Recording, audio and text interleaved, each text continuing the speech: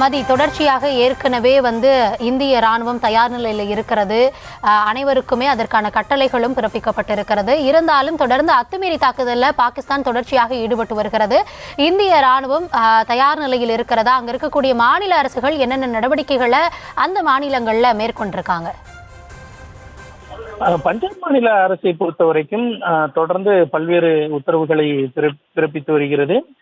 குறிப்பாக விடுமுறையில் சென்ற காவல்துறையினர் உடனடியாக பணிக்கு திரும்ப வேண்டும். அதே போல IAS IPS அதிகாரிகளும் உடனடியாக பணிக்கு திரும்ப வேண்டும் என்றும் உத்தரவானது பிறப்பிக்கப்பட்டிருந்தது. மேலும் எல்லையோர பகுதிகளில் இராணுவத்தினருடன் பாதுகாப்பு பணியில் ஈடுபடும் காவல்துறையினரும் உடனடியாக பணிக்கு திரும்ப வேண்டும் உள்ளிட்ட பல்வேறு உத்தரவுகள் பிறப்பிக்கப்பட்டிருந்தன. அது மட்டும் இல்லாமல் பஞ்சாபில் பொதுமக்கள் பொது இடங்களில் கூடுவதை தவிர்க்க வேண்டும் என்ற ஒரு உத்தரவும் பிறப்பிக்கப்பட்டிருந்தது. முக்கியமாக பள்ளிகளுக்கெல்லாம் விடுமுறை எல்லாம் அறிவிக்கப்பட்டிருந்தது. இந்த நிலையில் மேலும் மத்திய அரசு சார்பிலும் பல்வேறு நடவடிக்கைகள் மேற்கொள்ளப்பட்டு வருகின்றன.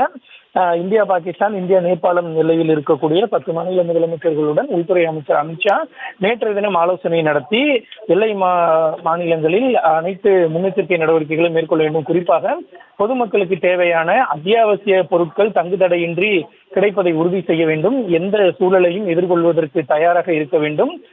மாநில பேரிடர் மீட்பு படையினர், பாதுகாப்பு படையினர் என அனைவரும் தயாராக இருக்க வேண்டும். எந்த சூழல் வந்தாலும் அதனை சமாளிப்பதற்கான தயார் நிலையில் இருக்க வேண்டும் என்ற ஒரு அறிவுறுத்தலை அமித்ஷா நேற்று பிறப்பித்திருந்தார்.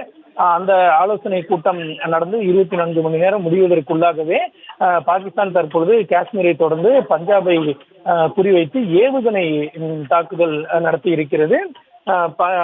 பஞ்சாபினுடைய அமிர்த்சர் பகுதியில் தான் இந்த ஏவுகணை தாக்குதலை நடத்த பாகிஸ்தான் ராணுவம் மீண்டு இருக்கிறது. ஆனால் வெற்றிகரமாக அந்த ஏவுகணையை இந்திய ராணுவம் இடைமறித்து அளித்திருக்கிறது. இதன் மூலம் பொதுமக்களுக்கு எந்த விதமான பாதிப்பும் ஏற்படுவது தவிர்க்கப்பட்டு இருக்கிறது. அதாவது அந்த ஏவுகணை இலக்கை தொடுவதற்கு முன்பாகவே காட்டுப்பகுதியில் வைத்தே அதை இடைமறித்து அந்த ஏவுகணையானது அளிக்கப்பட்டதால் மக்களுக்கு எந்த விதமான பாதிப்பும் ஏற்படவில்லை.